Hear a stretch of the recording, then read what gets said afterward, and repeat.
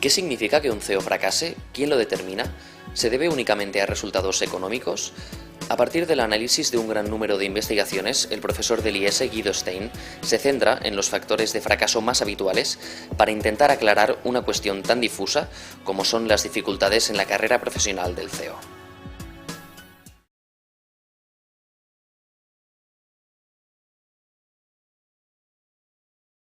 ¿Qué significa fracaso?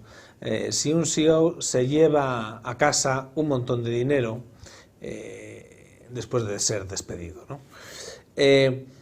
Efectivamente, hablar de fracaso es hablar de expectativas de terceros aquí, es incluir las expectativas de tercero, de gente que está interesada en el trabajo de un CEO.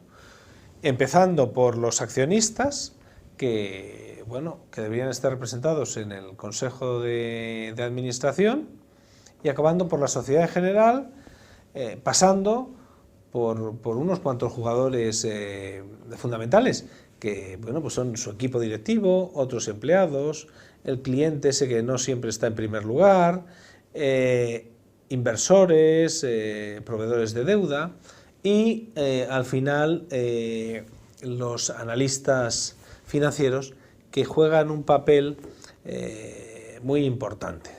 Tener contentos a todo es casi un milagro.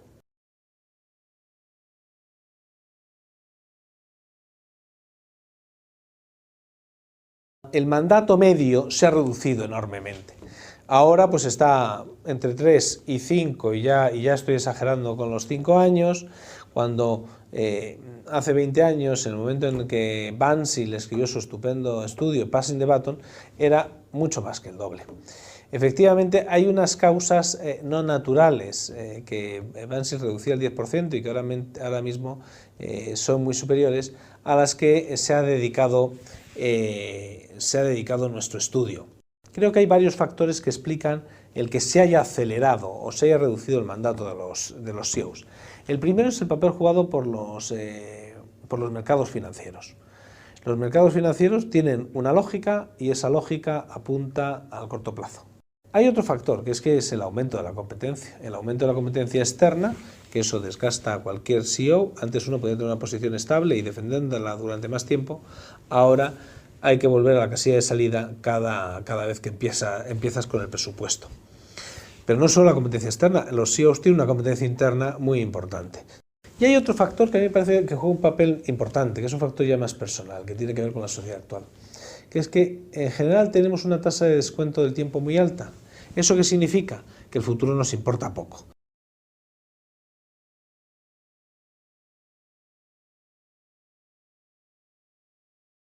En esta cartografía lo que hemos aportado es una distinción entre dos tipos de factores, los factores endógenos y los factores que hemos denominado exógenos.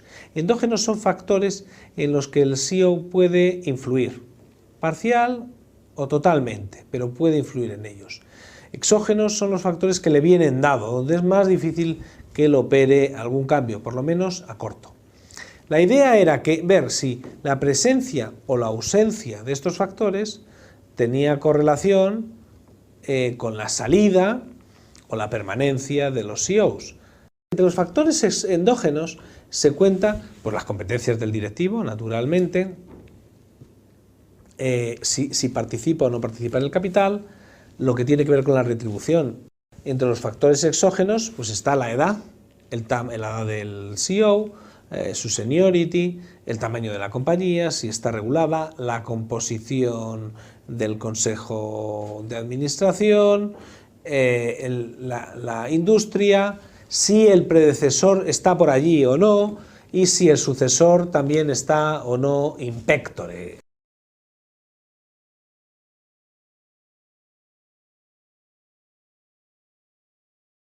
Vamos a ver dos prototipos de CEO que uno podría ser despedido por unas características ajenas un poco a su desempeño, mientras que el otro, para ser despedido, debería tener un desempeño muy criticable, ¿no? Un mal desempeño. Vamos al primer caso, el caso del CEO A.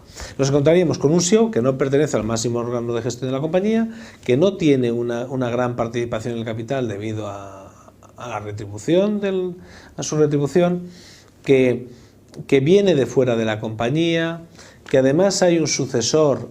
Bueno, pues este es un consejero que su capacidad de fracasar, entendiendo por eso un despido, es mucho mayor que otro que se encuentra en una situación, diríamos, en la situación opuesta.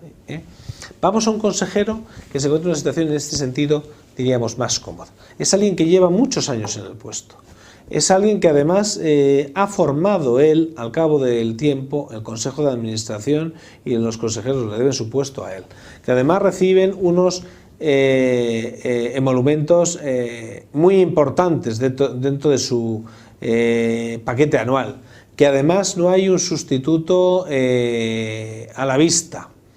Bueno, pues este consejero, para dejar la compañía, para que su salida se vea como un fracaso, va a ser medido con una vara muy distinta que el que he descrito anteriormente.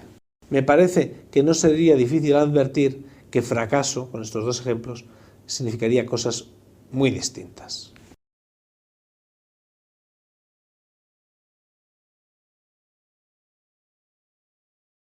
La retribución hoy por hoy sigue siendo muy distinta en el mundo anglosajón respecto al CEO que en el mundo continental, a favor del mundo anglosajón, naturalmente, o en contra, depende cómo se mire. La unión del máximo ejecutivo y del CEO y del presidente del Consejo es bastante habitual en Estados Unidos, muy poco habitual en la Europa continental. Luego la composición de los consejos también sigue siendo, en Estados Unidos hay mucho directivo dentro de la compañía que pasa a los consejos. Esto a veces se da menos en la Europa continental, y ahí hay más hasta hoy una representación mayor de los accionistas y los inversores, y en el caso de Alemania, en el caso de la Aufsichtsrat, también de los trabajadores.